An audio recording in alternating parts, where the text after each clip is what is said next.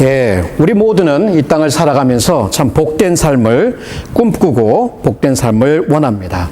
이러한 바람에는 그 민족과 또 인종과 문화를 뛰어넘어서 모든 사람들이 보편적으로 원하는 것입니다. 그렇지만 우리가 경험을 통해서 알듯이 우리가 원하는 우리가 원하는 행복이 우리의 삶에 쉽게 이루어지지 않는 것 같다는 것이 삶 속의 경험으로 우리에게 이야기되고 있습니다.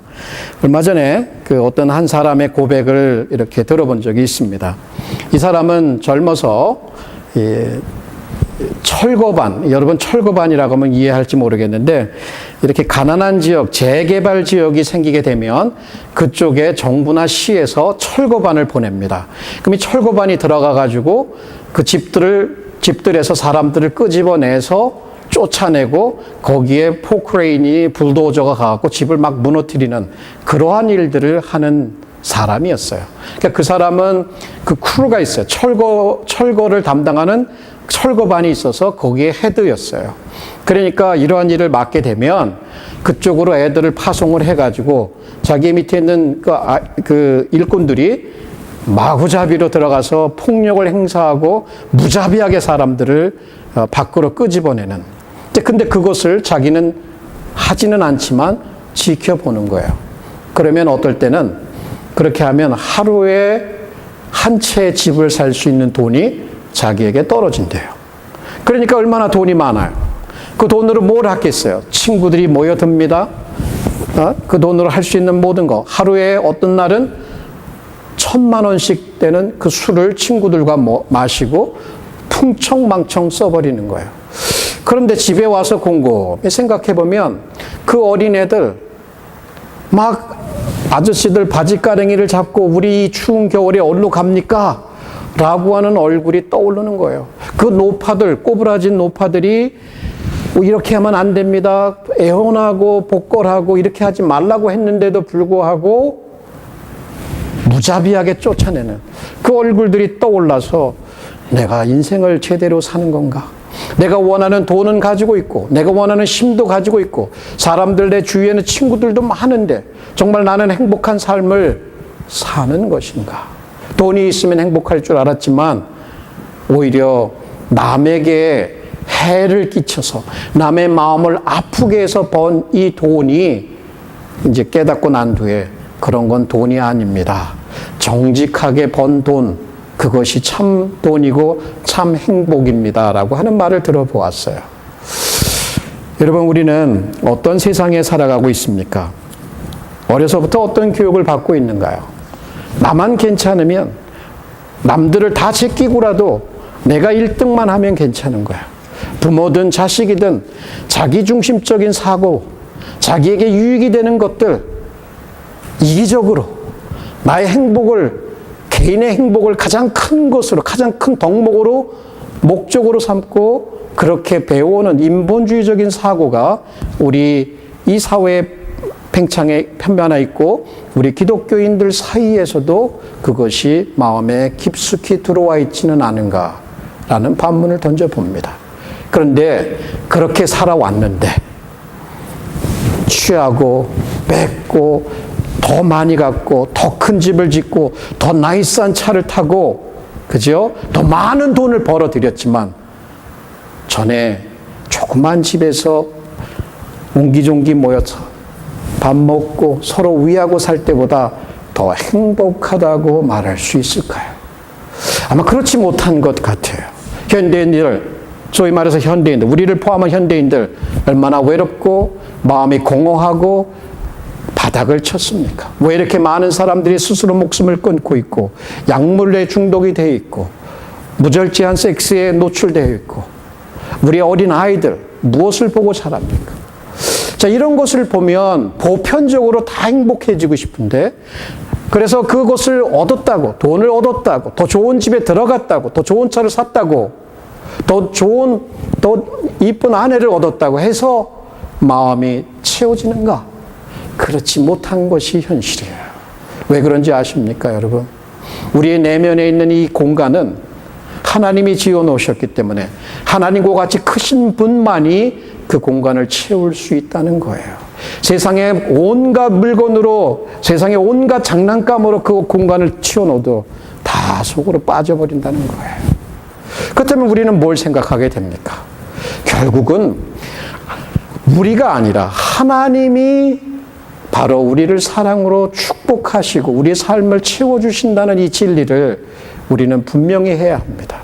자기 중심적인 사고방식, 이기적인 사고방식, 그런 가치 시스템이 아닌 하나님 중심적이고 이웃 중심적인 가치 체계와 그 중심성이 축이 바뀌어 넘어갈 때에만이 진정한 행복과 진정한 축복을 누릴 수 있다는 거예요. 오늘 읽은 이 말씀을 보면 바로 그 진리를 찾아볼 수가 있습니다.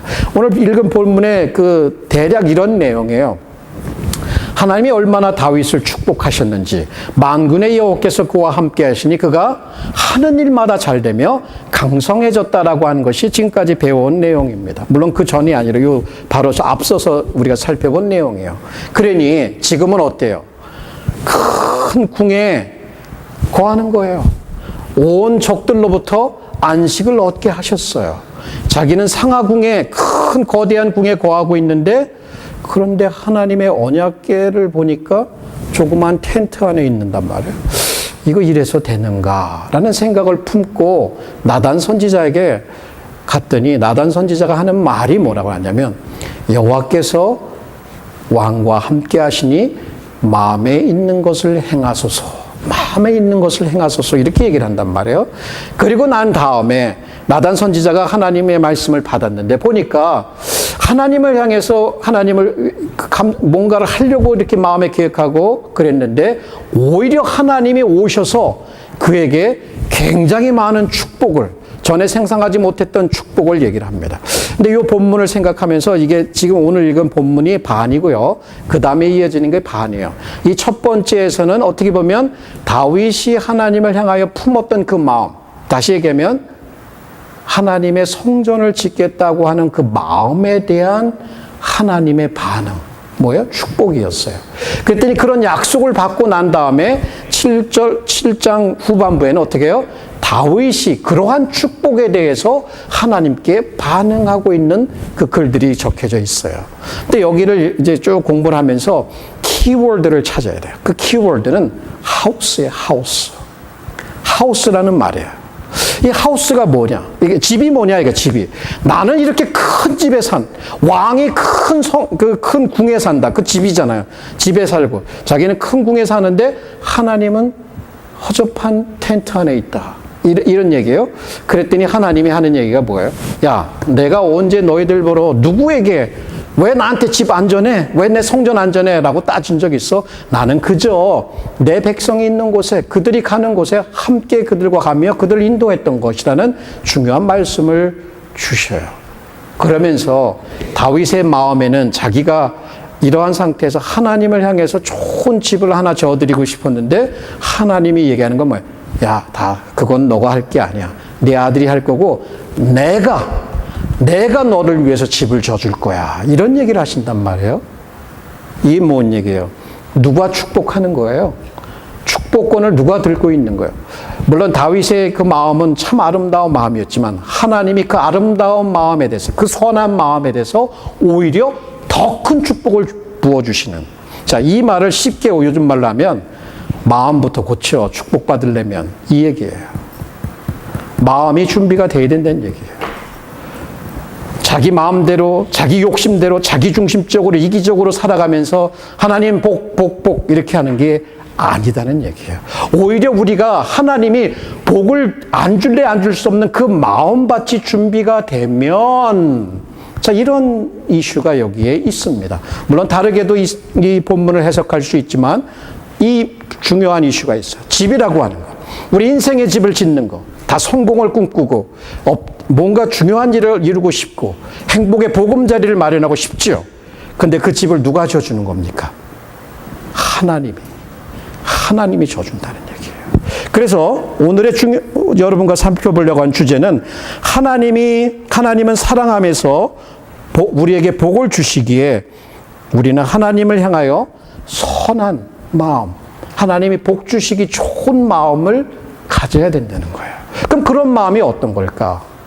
그래서 저는 좀 이 본문을 가지고 이렇게 묵상을 하면서 다윗의 마음을 좀 분석을 좀 해보았습니다. 그럼 여러 가지가 있겠죠. 여러분도 한번 분석을 해보십시오. 다윗이 어떤 마음을 품었기에 하나님이 그를 보시고 내가 너를 위해서 내 왕국과 내 나라를 굳세게 내 집을 쳐주겠다고 했을까? 자, 그 마음을 배워보면 우리 마음과 그 마음을 비교해보고 우리가 어떤 마음으로 우리의 마음을 바꿔가야 되는지를 배울 수 있잖아요.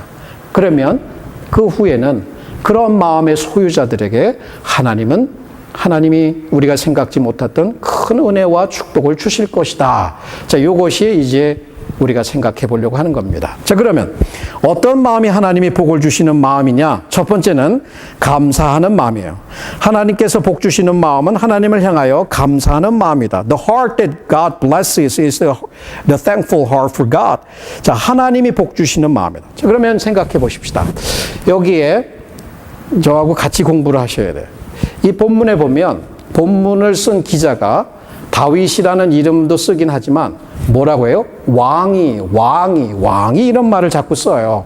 1절에 한번 보세요. 1절. 여기도 보면 여호와께서 사방의 모든 대적을 파하사 왕으로, 다윗으로 해도 되는데 왕으로 궁에 평안히 거하게 하신 때 왕이 선지자에게, 그리고 나는 백향목궁에, 자, 여기에 상징성이 있습니다. 이렇게 왕이라고 명명하는 이유, 그 전에는 뭐 했어요? 다윗이 이 왕자의 자리에 오르기 전에는 다윗의 삶이 어땠습니까? 자, 자기의 장인에게 의심을 받고 질투함을 받아서 쫓겨나게 됩니다. 그때부터 그의 신세는 뭐예요? 그 전에 아버지 집에서부터 어땠어요? 양이나 치고 형들한테 별로 인정받지 못하고 저 허드렛 일이나 시키는 그러한 출신이었단 말이에요. 그래서 조금 일국의 갑자기 영웅이 됐지만 결국은 사울의 미움 때문에 쫓겨나가고 그 다음부터의 생활은 정말 바닥 생활이었어요. 어디로 가요? 도망자가 되는 거예요. 정치적인 망명자가 되는 거예요. 갈 곳이 없는 거예요.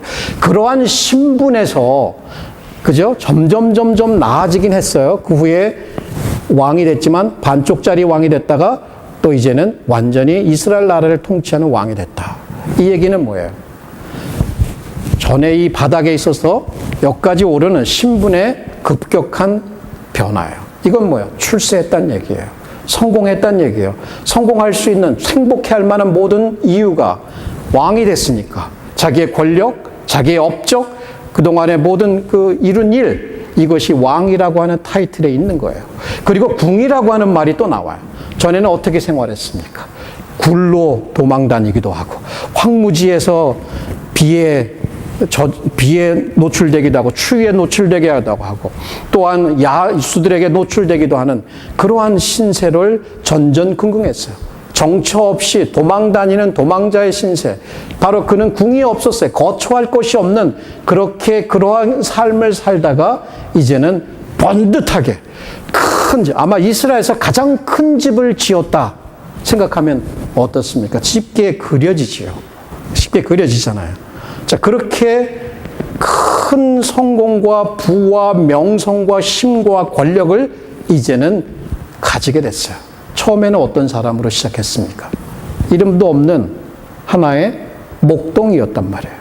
목동에서 왕자에 올랐다. 얼마나 큰 성공을 이뤘습니까? 그럼 이 상태면 생각해 보세요. 이제 하는 일들이 하는 일마다 다 잘 돼. 승승장구해. 이렇게 좋은 때에 하나님께 감사하는 일이 쉬울까요? 아니면 너무나 누릴 게 많아. 전에는 정말 힘들 때는 하나님께 부르짖고 하나님의 은혜를 구하고 하나님 살려주십시오라고 했는데 이제는 그럴 필요가 없네. 적들이 와갖고 나를, 이제 적들로부터 하나님께서 다 안전한, 안식을 주셨다고 그러니까 전에는 적들이 여기저기 다 적들이었잖아요. 가족도 적들이었고. 근데 그런 위험도 없어. 그러한 형통의 시기에, 모든 것이 잘 되는 시기에 하나님을 기억하고 모든 영광과 크레딧을 하나님께 돌렸다. 이것이 쉬운 일입니까? 어려운 일입니까? 생각해 보십시오. 이것이 쉬운 일입니까? 어려운 일입니까? 그래요. 처음에는 하나님 감사해요. 하지만 그 다음부터 얼마나 바빠지겠어요. 왕인데, 유명인사인데, 사람들이 와요. 그의 지혜를 들으려고 와서 그를 칭찬해요. 바빠요. 지금 예전에는 누리지 못했던 놀거리들이 너무 많아요. 이렇게 바빠지다 보면 일이 잘 된 게 오히려 신앙인들에겐 화가 되기도 하죠. 사람마다 다르긴 하지만. 그런데 다윗은 바로 이러한 큰 성공과 업적을 이룬 그때에도 마음에 감사를 하고 있었다는. 어떻게 할 수 있어요? 하나님 앞에 자기는 큰 좋은 궁에 살지만 하나님의 언약궤가 보잘것없는 텐트에 있다는 그 생각이 그 마음에 있어서 그게 견딜 수가 없는 거예요. 하나님 앞에 내가 무엇을 할 수 있을까? 하나님 앞에 내가 근사한, 멋진, 훌륭한 성전을 지어 드려야 되겠다. 그게 그 마음에 있었다는 얘기예요. 왜? 고맙잖아요. 지금까지 내가 어떠한 삶을 살았는데 그 모든 수많은 위험과 그 곤란과 고통, 그 어려움으로부터 나를 구해 주신 그 하나님, 나를 이 바닥에서 끌어내서 여기까지 올려주신 하나님, 왕궁에 거하게 하신 그 하나님을 기억했다는 얘기예요. 여러분, 저희들은 이렇게 쉽게 설교를 하는 것 같지만 사실 그러한 위치에 올라가면요, 하나님 잃어버리기 쉽습니다. 정말 쉬워요. 세상이 사단이 우리를 가만 놔두는 것 같지가 않아요. 마음이 높아지게 되거든요. 마음이 높아지게 되고, 그러면 그때부터 감사를 잃어버릴 수 있다는 것이 일반적인 많은 사람들의 경험이기도 합니다.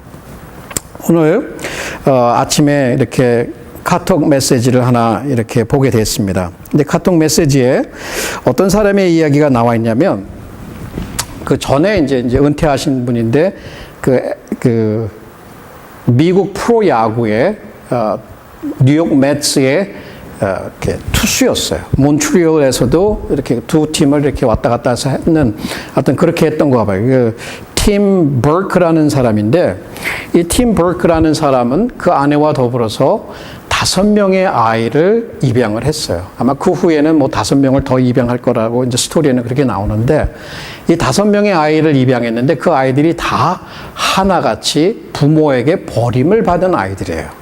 왜? 몸에 장애가 있기 때문에.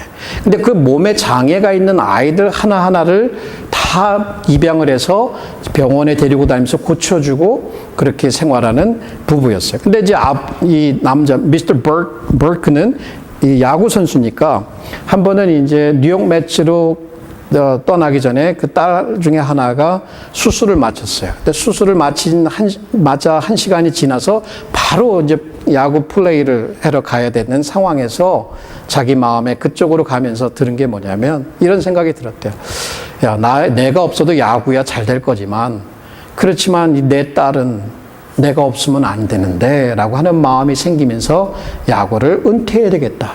34살에 아주 그 야구 커리어의 가장 절정에 있는 때에 그는 사표를 던지고 이제 거기를 리자인을 합니다. 그리고 나서 가정으로 돌아와서 가정에서 아이들을 살핍니다. 근데 이런 내용을 이제 한 인터뷰에서 그 아내가 또 더불어서 인터뷰를 하게 되었습니다. 근데 그 인터뷰의 내용을 제가 여러분에게 읽어 드리고 싶습니다. 한번 들어보십시오. 우리 아이들은 세상이 원치 않는 아이들일 거예요. 그렇지만 그 생명을 누군가 돌아보아야 한다고 믿습니다. 우리는 뜨거운 가슴으로 이 일을 해낼 수 있을 것입니다. 우리는 불쌍한 이 아이들의 운명을 바꾸어 놓았습니다. 왜냐하면 이 아이들은 아무도 돌봐주지 않으면 죽을 아이들이었으니까요. 그러나 이 아이들을 키우면서 우리 부부가 깨달은 것은 오히려 이 아이들이 우리의 운명을 바꾸어 놓았다는 사실입니다. 이 아이들은 우리에게 감사를 알게 하고 행복을 깨닫게 해 주었습니다. 그리고 고통을 극복할 힘을 주고 참 그리스도인이 되게 해 주었습니다. 작은 일에도 고마움을 느끼고 그것을 허락하신 하나님께 감사로 행하였더니 하나님께서 더 커다란 축복을 주시더라는 것입니다. 어떤 마음이요? 감사하는 마음. 높은 마음? 왜 이거 안 해주는 거야? 불평하는 마음? 그렇게 많은 것을 갖고도, 그렇게 넓고 좋은 차를 굴리고 좋은 음식을 먹으면서도 이게 무슨 음식이야? 라고 불평하고 자기중심적이고 이기적인 가운데 이미 주신 축복도 축복으로 알지 못하는, 감사치 않는 그 사람이 얼마나 불행한 사람이에요. 그러나 여기에 나온 그렇게 누구도 하지 않을 것 같은 그 일을 하면서 뭘 깨달았다고요? 작은 것들에 대한 고마움. 우리의 운명을 바꾼 것은 우리가 그들의 운명을 바꾼 것이 아니라 그들이 우리의 운명을 바꾸어 주었다. 참신앙을 배우게 되고, 바로 이 마음의 문제예요. 여러분 어떠십니까? 정말 하나님이 주시는 그 참된 행복과 축복 다 원하시지요? 그러지요? 근데 어떠세요? 어떤 마음의 자세로 하나님 앞에 나오세요? 아유, 왜 하나님 이거 안 해줘? 이거 이런 게 아니죠. 이미 있는 작은 것들에서부터 하나하나 감사하는 그러한 마음에 하나님은 축복을 주시고, 다윗은 잃어버리지 않았어요. 모든 일이 잘 되는 그때에도 하나님을 잃어버리지 않고 내가 하나님을 위해서 무엇을 할 수 있을까? 그 고마움의 표로 성전을 짓고 싶었다라고 하는 그 포인트를 여러분 잊지 마십시오. 두 번째는 그 하나님께서 복 주시는 마음은 하나님을 향하여 미안한 마음이다. 미안한 마음. 이 다윗이 좀 미안했어요. 나는 이렇게 좋은 성에, 좋은 궁전에 누릴 거 다 누리고 사는데, 근데 내가 하나님 언약궤 저쪽 이렇게 초라한 텐트에 있는 것만 보면 마음이 편치가 않아. 하나님 생각하는 거잖아요. 지금 보세요. 궁에서 누릴 수 있는 거 다 누리면 그때 하나님 생각하겠어요? 하나님 좀 나중에 내가 올게요. 조용한 시간에 그때 만나요 하고 자기 누릴 거 다 누리는, 그렇게 살아가는 게 인간들이잖아요. 그런데 오히려 이 비교를 하기 시작해요. 내가 살고 있는 이 집과 하나님이 거하고 있는 이 집을 비교해 보니까 너무 차이가 난단 말이야. 그게 마음이 불편해. 그게 미안한 마음이 드는 거예요. 자, 보세요. 궁이라고 하는 것은 하나님께서 그에게 베풀어 주신 은혜를 상징하는 거예요. 얼마나 큰 은혜를 주셨기에 이렇게 이 자리까지 올라올 수 있었는가. 그런데 요 조그만 텐트를 보니까 얼마나 내가 하나님 앞에 소홀했는가, 혹은 얼마나 그분을 위해서 일을 하지 못했는가를 상징적으로 보여주고 있는, 이 두 가지를 비교하니까 마음이 찔리는 거예요. 그러니까 나단 선지자한테 오는 거 아니에요. 그랬더니 하는 얘기가 뭐예요? 하나님이 함께 하시니 왕의 마음에 있는 바를 행하소서. 고맙기도 했지만 미안한 마음이 다윗의 마음에는 분명히 있었다는 얘기예요. 자, 여러분, 저는 나이 드신 이렇게 어르신들하고 가끔 얘기를 하면, 나이 들어서 후에 이렇게 예수님을 믿게 되면 무슨 분들을 얘기를 하면 하나님 앞에 미안해요, 이런 얘기를 해요. 내가 해드릴 수 있는 게 없어요.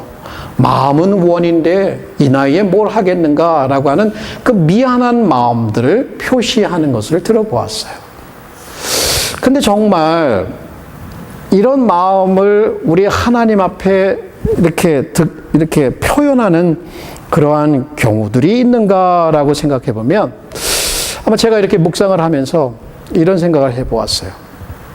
시골에 가난한 아버지가 있어요. 부모님들이 정말 손톱 발톱 다 빠지도록 일을 해서 아들을 공부를 시켜서 그 아들이 정말 성공을 했어요. 좋은 직장에 들어가고 집도 으리으리하게 졌어요. 서울에다가. 그렇게 살아가는 걸 보면서 부모님은 내심 굉장히 기쁩니다. 근데 이 아들은 이제 두 가지 반응이 있어요. 두 가지 종류의 아들이 있을 수 있어요. 자기가 그렇게 잘 된 건 자기가 잘나서 된 줄 알고 오히려 자기의 이름과 격에 우리 시골에 있는 아버지 엄마는 맞지 않아. 그래서 무시하고 그냥 그대로 초라하게 살도록 놔두는 아들이 있을 수도 있고 우리는 그런 아들을 손가락질을 하겠죠. 그렇지만 또 된 아들, 인격적인 아들은 우리 아버지가 우리 어머니가 이렇게 고생해서 나를 이 자리까지 올라오게 했는데 내가 어떻게 그 은혜를 잊겠는가?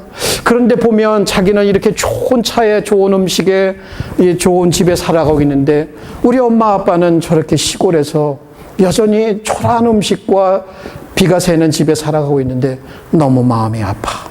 미안해 죽겠어. 그분들을 서울로 모셔와야 되겠어. 우리 집으로 모셔와야 되겠어. 아니면 부모님이 원하는 곳에 좋은 집을 줘줘야지. 이런 마음이 아니었을까 생각이 들어요. 그러면 이렇게 아들이 해주면 그 부모님이 어떻겠어요? 얼마나 마음이 좋은지 몰라요. 물론 아들이 자기를 무시하고 그렇게 한다 할지라도 아들이니까 덮고 지나가는 것이 부모의 마음이겠지만 그러나 그 아들이 그렇게 죄송한 마음을 갖고 부모님에게 최선을 다하려고 하는 마음이 들 때 부모님은 가지고 있는 모든 것을 다해서 그 아들에게 축복을 주실 거예요. 마치 하나님 마음이 이런 면이 있지 않았을까라고 생각을 해봐요. 다윗이 좋은 집에 살지만 이렇게 내가 오늘까지 축복 주시는 하나님 어떻게 이길 수 있어? 정말 미안해. 하나님께 그 영광과 그 위엄과 그 격에 맞는 집을 내가 줘드려야지 라고 했던 그 아름다운 마음, 그 선한 마음 하나님이 축복 주시겠어요? 안 주시겠어요? 주시죠. 당연히 주시죠. 그럼 우리 한번 우리들을 생각해 보십시다. 저는 가끔 이렇게 대화를 나누다 보면 참 속으로는 편치 않은 경우가 있어요. 어떤 분들은 뭐 자기의 몸을 위해서라면 뭐 수천 불짜리 약도 사요. 뭐 좋은 음식 있다면 거기 가서 그거 찾으러 먹으러 다녀요. 시간 내고 돈 쓰는 거 뭐 전혀 상관없어요. 근데 하나님 앞에 헌금 낼 때는 1불짜리 하나 내요. 그러면서 하는 말이 뭔지 알아요? 뭐 하나님이 돈 필요로 해? 하나님 내 마음 아시지? 이렇게 얘기를 해요. 여러분 어떻게 생각하십니까? 그 사람의 마음에 무엇이 정말 감사하는 마음? 정말 미안한 마음이 있는 건가요? 그런데 또 어떤 분들은 보면 되게 정말 어렵게 살아요. 그냥 근근히 먹고 살아요. 그런데 하나님 앞에 드리는 걸 보면 오히려 떵떵거리는 비즈니스 하는 분들보다 더 많이 내요. 이 사람 망할 건가? 이런 생각이 들 정도로. 왜 그럴까요? 어디서부터 시작이냐면요. 내가 어떤 사람이었는가? 내가 정말 죄로 인해서 영원히 죽을 수밖에 없는 그러한 존재였는데 하나님이 나를 사랑하셔서 그 아들을 이 땅에 보내주셔서 나를 변화시켜 주시고 나를 영원한 천국으로 인도하셨는데 그런 하나님의 은혜를 내가 어떻게 잊을 수가 있는가? 이 생각에서부터 시작이 돼야 돼요. 그런데요, 우리는 그것은 given, 이미 주어진 거예요. 그건 뭐 다 아는 거. 이런 식으로 변을 생각하거나 묵상하거나 그것에 마음을 두지 않아요. 그리고 우리의 마음은 늘 높아서 내 거, 이기적이면 내 거, 여기에 있어요. 그러면서 하나님 앞에 보세요. 하나님의 뭐 우리가 인터넷이든 TV든 영화든 수시간, 수십 시간을 보내면 다 보지만 하나님 앞에 말씀 공부하고 기도하는 시간 1시간이나 돼요? 10분? 5분? 좀 미안한 마음이 들 만도 해요. 우리가 원하는 걸 위해서는 돈을 펑펑 쓰고 자녀들을 위해서 펑펑 쓸지라도 하나님의 교회가 그렇게 어려운데도 그저 뭐 갑자기 주머니 꺼내가지고 몇 불 집어넣고 큰 인심 쓴 양 하는 이거는 믿음이 아니에요. 이건 믿음이 아니에요. 그러니 우리는 양심이 있기 때문에 자, 큰 좋은 궁에 사는데 하나님께 하나님의 나라와 하나님의 교회와 하나님의 사업이 이렇게 필요한 일들이 무엇일까를 생각하는 그 마음을 하나님은 찾고 계신 거예요. 누가 그 마음을 가지고 있을까? 내가 이렇게 하나님께서 큰 은혜와 사랑을 베풀어 주셨는데 내가 뭘 해드릴 수 있을까? 미안해야 하는 마음으로 이런 마음을 가진 것이 바로 다윗이 아니었을까라는 생각을 해봐요. 그러니 하나님이 얼마나 축복하고 싶었을까. 이놈 참 된 놈이다. 축복하고 싶으셨겠죠. 그죠? 그렇게 생각 안 들으세요? 여러분이 부모님이라면 자녀들이 그렇게 고마워하고 자기만 누리는 것 같아서 미안해하고 뭔가 하려고 하면 부모님 있는 것까지 다 털어서 주고 싶은 게 부모님 마음 아니에요? 마치 우리 하나님 아버지께서도 그러지 않을까라는 생각을 해봅니다. 하나님 앞에 인색한 마음, 그것은 복을 경험할 수 있는 마음이 아닙니다. 우리는 하나님 앞에 미안한 마음을 갖고 또 회개하고 참으로 하나님 앞에 후한 큰 마음을 가지고 나아가게 되면 하나님은 분명히 우리가 기대하지 않았던 큰 은혜와 축복을 허락하실 것입니다. 세 번째, 하나님이 축복 주시는 마음은 바로 하나님을 향하여 사랑하는 마음이다. 제가 이 사랑이라는 마음 꼭 다루고 싶었습니다. 자, 왜 감사하고 왜 미안한 마음이 들었을까? 그런 마음에 한 겹을 더해서 더 들어가 보면 결국은 사랑의 문제예요. 하나님, 다윗이 누릴 거 다 누리고 자기가 하나님 잊어버리지 않고 끝까지 하나님께서 해주신 일들을 인정하면서 나아갔을 때에 그 마음에 하나님을 향하여서 최고의 집을 지어드리겠다는 그 마음은 바로 하나님이 베푸신 것에 대한 깊은 사랑이 평소부터 있었던 거예요. 그동안 나를 인도하시고, 그동안 나를 건져주시고, 그동안 나를 먹여주시고, 그동안 나를 이렇게 축복 주신 그 하나님, 나를 이 자리에 올려주신 그 하나님을 잊지 않고 그 하나님에 대한 깊은 사랑이 있었기 때문에 바로 그것이 동기예요. 다윗이 하나님 앞에 이 성전을 지어주니까 하나님, 내가 이거 했으니까 하나님 그동안 그거 뭐 줄 거예요? 더 많은 것을 얻기 위해서 그렇게 한 것이 아니었다는 얘기예요. 그렇다면 하나님 앞에 무언가 하려고 하는 그 마음 속에는 순수한 사랑에서 시작돼야 된다는 거예요. 요즘은 설교자들 중에 여러분 투자해야지 투자. 이거 투자하면 더 많이 받아. 더 많이 받으려면 이렇게 해. 이거는 동기가 잘못됐어요. 동기가. 왜? 이미 우리는 얼마나 큰 축복을 받았느냐를 깨닫는 게 기독교인인데 그것은 깨닫지 못하고 내게 부족한 것들을 채우기 위해서 드리는 것. 이것은 시작이 잘못된 거예요. 이미 많은 것을 주셨기 때문에 너무 감사해서 나도 그것에 뭔가를 하나님의 영광을 위해서 하겠다라고 하는 그 마음, 그죠? 그 마음은 어디서 시작되는 거냐면 하나님께서 이미 해주신 것에 대한 고마움과 하나님의 사랑에 대한 우리의 사랑의 보답 혹은 응답이라고 할 수 있다는 얘기예요. 얼마 전에 이제 저희 아들을 학교를 데려다 주는데 저희가 아침에는 그 라디오를 듣습니다. 근데 라디오에 그 Running to Win이라고 하는 시카고에 있는 무디 교회의 담임 목사님이신 얼윈 루시라고 하는 분의 설교가 나옵니다. 저희 요엘이도 되게 좋아해요, 그분을. 그래서 이렇게 들고 가는데 갑자기 이 녀석이 이제 하는 얘기가, 아빠, 내가 이 다음에 크면 아빠도 이런 방송하게끔 내가 돈 대줄게. 너 돈이 얼마 들어가는 줄 아냐? 모르지, 여기는. 그래서 왜 그렇게 얘가 이제 유명해지는 게 좋으니까 이제 그런가 보다 하고 내가 그렇게 기대를 하고 내가 물어봤어요. 왜? 그랬더니, 그렇게 하면 더 많은 사람이 하나님 말씀 듣잖아. 되게 기쁘더라고요, 마음에. 그게 진실인지 아닌지는 모르겠지만, 어쨌든, 이런 거예요, 이런 거, 바로. 그죠? 저는 알아요. 제가 아들을 사랑하고 또 아들이 내가 아들을 케어하고 사랑하는 걸 안단 말이에요. 그 사랑하니까 이 녀석이 아빠를 위해서 자기가 뭔가 얼마를 지불해야 할 거 모르고 그냥 그저 아빠가 이렇게 설교하는 거, 얼윈 루츠처럼 많은 사람이 듣게 내가 돈 줄게. 이렇게 얘기하더라고요. 그러니까 그 얘기를 듣는데 제가 옛날 생각이 났어요. 저희 아버지가 생각이 났어요. 제가 처음으로 아르바이트를 한 게 중3 때 방학이에요. 한국의 중3 방학은 3개월 놀잖아요. 그때 이제 뭘 했냐면 그 당시에 이라크하고 이란이 전쟁 때예요. 그러니까 군용 텐트들이 주문이 많이 들어왔어.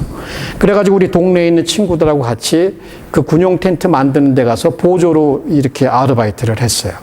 아침 8시부터 저녁 12시까지 한 3주간 했나 한 달 했는데 그때 번 돈이 10만 원이 안 돼요. 한 10만 원에 조금 빠지는 돈이에요.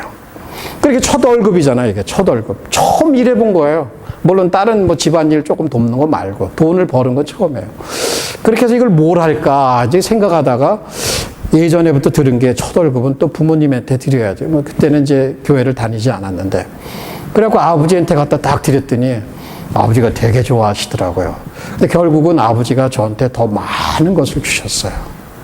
아마 그런 마음, 그 사랑하는 마음, 보답하려고 하는 마음, 뭔가 못하면 좀 미안한 마음, 이런 것들이 우리로 하여금 하나님의 더 큰 축복을 경험하는 마음밭이 아니겠나라는 생각을 해봐요. 근데 이렇게 말씀을 드리고 나니까요, 우리의 현재 주소는 사실은 내 것 중심인 이기적이고 자기중심성이라고 하는 이 죄의 본질로부터 참 벗어나기가 쉽지 않다는 것을 생각한단 말이에요. 그런데요, 여러분 그렇게 한번 계속 인생을 살아보십시오. 결코 행복하지 못합니다.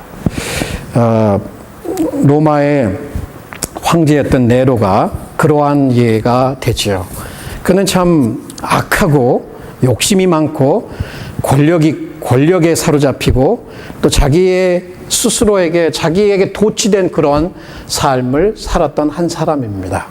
그래서 그 역사가들에 의하면 로마에 큰 불이 났는데 그 불이 아마 이 네로 황제가 자기가 로마의 그 도시가 마음에 안 드니까 로마의 도시를 불을 태워서 다시 그것을 짓고 그 다음에 그 로마를 자기 이름을 따라서 지으려고 해서 불을 낸 것이 아니냐.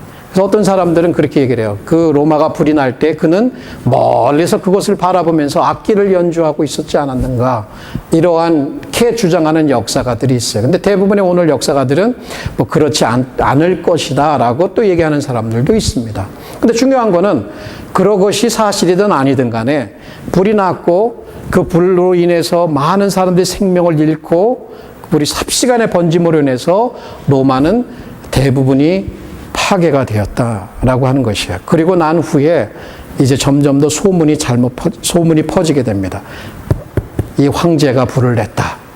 이런 것들이 사람 사이에서 유행을 하게 되니까 이 레노가 그것을 피하기 위해서 어떤 소문을 내냐면 그 기독교인들이 불을 낸 것이다 하면서 기독교인에 대한 처음 조직적인 핍박이 시작이 됩니다. 자, 이런 와중에 그를 이제 그 전에 따랐던 군인들이 그대에 대한 확신을 잃어버리고 여기저기서 음모론이 나오기 시작하면서 그를 살해하려고 하며 그 황제 친위대조차도 그를 버리게 됩니다. 그러면서 그는 결국은 도망을 하게 돼요. 도망을 하게 되면서 쓸쓸하게 도망을 가서 결국은 자기의 부관에게 칼로 자기를 찔러달라고 하면서 이렇게 자살을 해서 외롭게 죽어갑니다. 그러나 이렇게 죽어가면서 마지막 남긴 그 말이 있습니다. He was crying out, qualis artifacts pereo. 이거는 이제 그 말이에요. 뭐냐면 What an artist dies in me. 이게 무슨 뜻이에요? 평생 자기에게 도취돼서, 자아 도취돼서 산 사람이에요. 예술을 좋아해서, 음악을 좋아하고, 연극을 좋아하고, 플레이를 좋아해요. 내가 죽으면서 내 안에 있는 이 예술가가 죽어가는구나. 그리고 죽었대요. 어떤 삶이에요? 남에게 베풀 줄 알고, 백성들을 사랑하고, 가난한 자를 돌아보고, 이런 거 없이 자기만을 위해서 살아갔던 한 불행한 인간의 종말을 보여주는 거예요. 자, 오늘 왜 이 말을 하느냐? 결론에 가시면. 자, 우리는 지금 축복에 대해서 생각을 해봤어요. 행복에 대해서 생각을 해봤어요. 여러분 행복하고 싶으시죠? 그러면 오늘 말대로 그런 마음을 준비해야 돼요. 그런데요, 내 마음이 내 마음대로 안 돼. 그죠? 여러분 마음이 마음대로 됩니까? 결국 그 마음을 지킬 수 있고 그런 마음을 줄 수 있는 분은 우리 주 예수 그리스도밖에 없습니다. 다시금 여러분 십자가 가운데 나오셔서 성령의 은혜를 간구하시면서 십자가에서 돌아가신 우리 주 예수 그리스도의 그 크신 사랑이 어떤 것인지, 그것이 얼마나 감사한 일인지, 그런데 그렇게 자기 목숨을 아끼지 않고 내어주신 그분께 내가 하고 있는 일이 얼마나 부족하고 연약한지, 얼마나 죄송스러운지, 내가 뭔가를 하나 해드린다면 정말 그분을 사랑하기 때문에 해야지라고 하는 바로 그러한 마음. 자, 이 마음이 하나님이 깊이 기뻐하시고 하나님이 복 주시는 마음이란 얘기예요. 그렇게 받을 때 그런 마음 가운데 우리가 축복을 받으며 넘어지지 않아요. 진정으로 누릴 수 있어요. 그리고 더 크게 하나님을 영광 돌릴 수 있고 더 많은 것으로 이웃과 나눌 수 있고, 그것이 우리를 참으로 복되게 하는 인생으로 바꿔줄 것입니다. 여러분의 인생, 여러분의 가정, 여러분이 속한 교회 어떻게 바꿀 수 있어요? 바로 우리의 마음. 바로 무릇 지킬 만한 것보다 더욱 내 마음을 지키라. 생명의 이에서 nen다고 하는데 바로 이 마음, 그리스도의 평강이 주장하는 이 마음, 그렇게 우리의 마음밭을 일궈야 됩니다. 성령께 구하고 또 성령께 우리의 마음을 드리고 하나님 앞에 우리의 마음을 드리면 하나님께서 우리의 마음을 주장하셔서 그 마음을 만들어 주시고 또 그 다음에 더불어서 크신 축복으로 우리에게 안겨주실 것입니다. 기도하십시다.